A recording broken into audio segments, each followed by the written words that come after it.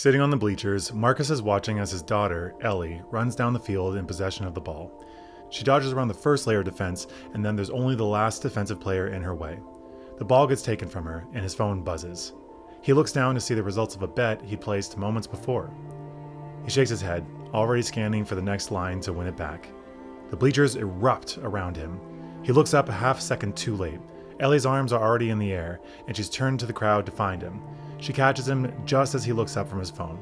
Her arms fall limply at her sides, smile vanishing. I'm Phil Shea, addictions counselor. This story isn't about being a bad father. That's not where I'm taking this. It's about being a half-present one, and why that can be even more damaging. The thing is, it's not just relegated to sports games. The other night he was tucking Ellie in, and she caught him not so secretly checking the scores under the covers. At dinner, he's peeking under the table to track a live line. When he's at her birthday party, he'll step outside to take a work call for 20 minutes. Last Sunday, Ellie asked him if he wanted to make pancakes with her. "In a minute, kiddo," he replied. Once he wrapped up what he was doing, he walked into the kitchen, rubbing his hands together, saying, "Now who wants some pancakes?" Ellie looked up from her homework to say, "Dad, that was 2 hours ago," and both of them seemed to chalk it up to Marcus being a bit of a scatterbrain. He means well, but he's just not great at keeping things together. That's just who he's become to them.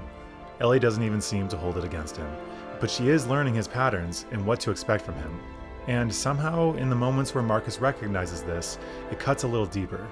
This isn't who he actually is it? Was he always so unreliable? While Ellie isn't especially old yet, having just turned 8, she's not so young that she won't remember this. She is subconsciously picking up what Marcus does as data. She's learning what love looks like from him. While watching her, Marcus is unintentionally teaching her in 1,000 small passing moments that the man who loves her most in the world will look at his phone first. She knows he loves her. She doesn't argue with that thought, but it's clear that he has competing priorities, which she wouldn't be able to verbalize, yet definitely feels. Ellie has no idea what he's doing on his phone, and even if she did know he was gambling, she wouldn't really know what that meant. She just knows that when it's just the two of them, that he's not entirely there, not all the way. And as she grows into an adult, she'll spend her 20s dating men who provide the exact same feeling, and while she won't like that this is her pattern, she won't fully recognize why she keeps picking them. But to her, subconsciously, this is what love is, to be physically there, but not fully present. But for now, she's still 8, and there's time. One weekday when Marcus was tucking Ellie into bed, she was excitedly telling him something that had happened during her day. Nothing particularly notable, just something small. A weird bug she saw. A joke she told her friend. Something of consequence to her. In the middle of the telling, Marcus's phone buzzes, and he glances at it. It was a live score. He looked back at her, and he could see in her eyes that she noticed the glance, the pulling away, the lack of genuine presence in what she was expressing. She didn't say anything directly, but she did break off from telling the story. When Marcus insisted that she continue, she said, "It's all right, it wasn't important."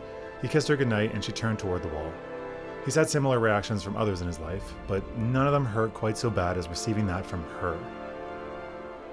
He told himself that he'd get it together and be more present for her so many times, telling himself that she probably won't remember this or notice his distractedness, but this time there was no avoiding it.